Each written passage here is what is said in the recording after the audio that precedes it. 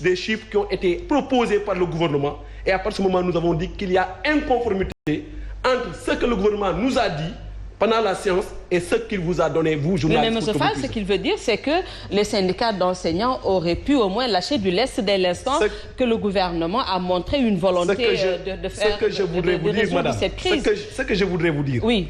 Cette question ne date pas d'aujourd'hui. Tout à fait. C'est une question qui a été négociée en 2014, renégociée en 2018, pour laquelle l'État du Sénégal a signé des accords le 30 avril 2018 avec les G7. Nous sommes d'accord. Et donc, de ce point de vue, nous avons attendu, l'âge d'attendre de 2018 à nos jours, l'État n'a pas bougé et donc les enseignants, en tout cas, ont été forcés, en tout cas, à pousser le gouvernement à l'État s'était donc engagé à corriger le système de rémunération. Oui, ça a été un accord vraiment signé. Ça, c'est le verbe du président de la République. C'est son verbe. Ce n'est pas le verbe de Ndongo Sarr ou de Tamsir Bahoum. Oui. C'est le président de la République même qui a dit, quand même, qu'il est d'accord qu'il y a des injustices, en tout cas, qui frappent le système de rémunération. Et donc, il faut aller vers la correction. Mais je dis ici, mais les conclusions, les recommandations, si on les suivait, l'État n'allait pas se lever un jour pour augmenter des indemnités faramineuses à certains corps de l'administration, tout en laissant véritablement les enseignants qui, aujourd'hui, ont été indexés par le système, par le rapport d'études. Oui. Voilà ce que je voulais dire de cette question. Oui, très rapidement, M. Sarr également, vous aviez quelques précisions à faire par rapport au propos de M. Fall. Relever une chose. M. Fall a parlé tantôt d'enseignants colorés. Lui, il est coloré. Il l'assume. Moi, je l'assume. Il l'assume. Je l'assume, nous ne le sommes pas. Non, je ne vous ai pas accusé de ça aussi. Mais c'est une précision que l'on doit faire sur ce plateau. Il faudrait que ce soit très clair. Non, moi j'appartiens à un parti politique. Ok. Voilà, mais c'est vous qui avez dit que ce n'est pas parce que l'on est coloré qu'il faudrait peut-être faire dans la radicalité, ainsi de suite, etc. Nous ne faisons même pas du tout dans la radicalité. Est-ce que je peux vous corriger? Je n'ai pas dit ça. Vous permettez que je termine? Je n'ai pas dit ça. Vous permettez que je termine? S'il vous plaît, je vous ai écouté. Allez-y. Allez-y. Alors, cela dit, oui. Vous savez, moi qui vous parle, j'ai été à cette négociation. J'ai été à la première rencontre. Et vous savez, le problème que nous avions, Bahoum le rappelait tantôt, il ne date pas d'aujourd'hui. Le rapport de l'étude sur le système de rémunération a été déposé en 2015. On a tenu des ateliers, 2 ateliers précisément, autour de ce rapport. Des recommandations avaient été faites et on nous avait promis la correction du système de rémunération pour 2016. On est en 2022. Ça, c'est d'un. La précision est de taille.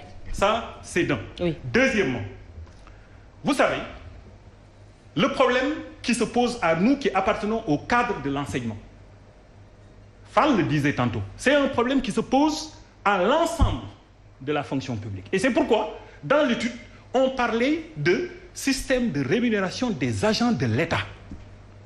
Alors, l'État a pris sur lui la responsabilité de faire un peu dans le 2 poids 2 mesures. Il est certains segments de la fonction publique où ce problème se pose, où l'État a fini de cerner tous les contours de ce problème et a adressé cette question de la correction donc de la rémunération des agents de ces secteurs en produisant des arrêtés que vous avez ici. Et je parle bien de correction. Et si vous regardez un tout petit peu, c'est des documents que moi je pourrais vous laisser. Regardez ici par exemple, c'est pour le ministère de l'Agriculture. Et regardez ici. Nous sommes preneurs. Selon les hiérarchies, il y a des augmentations qui sont faites de 300 000 pour la hiérarchie A, de 250 000 pour la hiérarchie B, et ça va jusqu'à la hiérarchie D. C'est la même chose pour d'autres ministères. Et il y en a d'autres qui sont en préparation. Maintenant, quand il s'agit d'adresser cette question pour les enseignants, plutôt que de corriger le système de rémunération, qu'est-ce qu'ils disent? Ils disent qu'ils vont augmenter, ils vont valoriser la rémunération des enseignants du secondaire. Donc, il y a un 2 poids, donc 2 mesures. Et qu'en est-il des enseignants du primaire? Mais écoutez, de l'élémentaire. Ce sont tous les... Parce que vous venez de dire qu'ils se sont engagés. Quand je parle d'enseignants... Vous avez parlé du secondaire, c'est pour cela que je vous ai demandé... Qu'en est-il quand nous parlons des hiérarchies C et D, non, etc. Parce que vous venez de dire qu'ils se sont engagés à revaloriser les salaires des enseignants du secondaire. C'est pour cela que je vous ai dit qu'en est-il des enseignants de l'élémentaire. Non, je le dis parce que moi, je suis un enseignant. Oui. Mais c'est le système de rémunération dans le cadre de l'enseignement qu'ils veulent, en tout cas, donc améliorer. Nous ne demandons pas d'amélioration. Parce que, pratiquement depuis plus d'une quinzaine d'années, l'instabilité au sein de l'espace scolaire procède, mais de ces disparités-là dans le traitement donc, des agents de l'État. Ils ont fait le choix, pour ce qui concerne le cadre de l'enseignement, de régler le problème de manière sectorielle. Et je dois préciser que ça, c'est une option qui est très claire depuis qu'ils ont produit des arrêtés pour d'autres ministères. Maintenant, après avoir dit cela, regardez un tout petit peu les mesures que vous présentiez tantôt. Quand ils parlent de revalorisation du point indiciaire de 5%. Bahoum disait que cela correspondait à 2,7, ce qui portait donc le pôle indiciaire à 54 points. Alors, mais le point indiciaire, ça touche l'ensemble des fonctionnaires. Ouais. Ça veut dire que donc, si vous touchez à cela, c'est des augmentations en cascade pour l'ensemble des fonctionnaires. Alors que ce sont eux qui ont dit qu'ils allaient régler le problème de manière sectorielle. Ça veut dire que même ceux-là pour qui des arrêtés ont été produits et qui ont bénéficié donc de ces sommes, ce que nous saluons, parce qu'encore une fois de plus, nous considérons que tous les agents de l'État doivent être rémunérés correctement. Donc nous saluons cela. Mais j'ai dit, même ceux-là, ils vont bénéficier des augmentations qui sont annoncées. Donc si vous prenez les rubriques du salaire, mais il y a le solde indiciaire, et vous avez un ensemble d'indemnités qui ne sont que des pourcentages du solde indiciaire. Donc de sorte que si vous touchez donc à ce point indiciaire, il va de soi que ces indemnités également vont augmenter. Concerner tous les agents de la fonction publique. Mais tous les agents de la fonction publique. Et c'est pourquoi il faut que les gens comprennent que quand ils annoncent 60 milliards, mais ils devraient bien nous dire de ces 69 milliards qu'ils annoncent, quelle est la part qui va revenir aux enseignants et quelle est la part qui va revenir.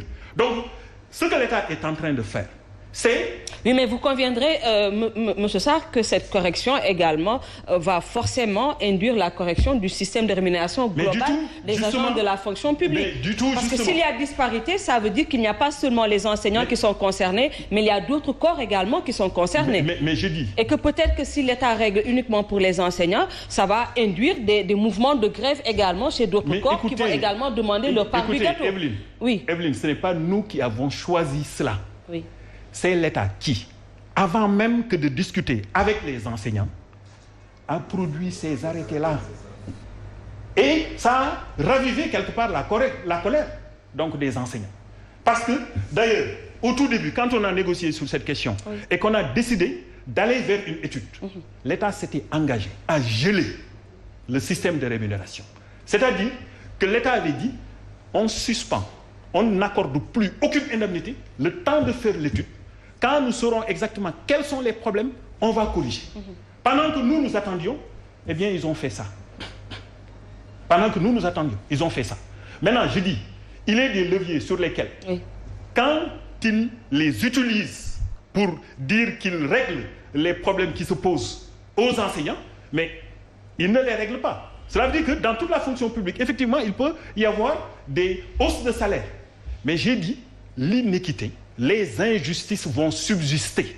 Alors que nous, ce que nous voulons, c'est que, pour une fois, eh bien, qu'on corrige ces inéquités. Qu'on corrige pour tout le monde, mais pas uniquement pour les enseignants. Tout le monde. Ils ont commencé à corriger par certains.